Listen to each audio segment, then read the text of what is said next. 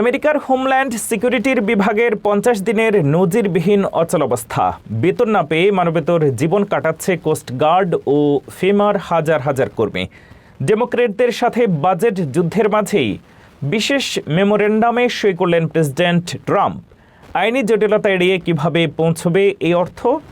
জাতীয় নিরাপত্তা বনাম রাজনৈতিক সংঘাতের এই চরম মুহূর্তে হোয়াইট হাউসের পরবর্তী পদক্ষেপ কি, দেখুন আমাদের প্রতিবেদনে।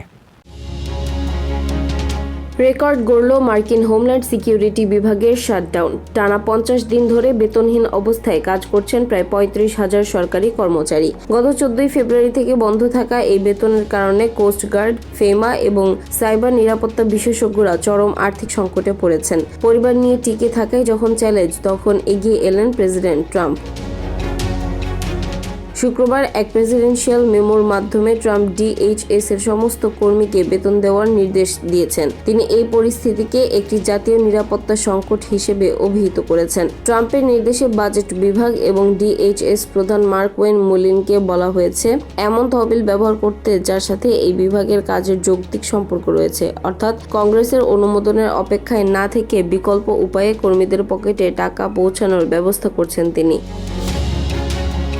ট্রাম্প এই সংকটের জন্য সরাসরি ডেমোক্র্যাটদের দায়ী করেছেন। ডেমোক্র্যাটরা ইমিগ্রেশন আইন পরিবর্তনের দাবিতে অটল থাকায় এই অচলাবস্থা কাটছে না। তবে রিপাবলিকানরা একটি নতুন পরিকল্পনা নিয়ে এসেছেন, যেখানে বিতর্কিত আইস এবং সিবিপি বাদে বাকি বিভাগগুলোকে দ্রুত অর্থায়ন করা হবে। টিএসএ কর্মীদের পর এবার পুরো ডিএইচএস এর জন্য ট্রাম্পের এই পদক্ষেপ কি স্থায়ী সমাধান আনবে, নাকি এটি আইনি লড়াইকে আরও উস্কে দেবে? সাধারণ কর্মীরা কি তাদের ন্যায্য পাওনা সময় মতো পাবেন?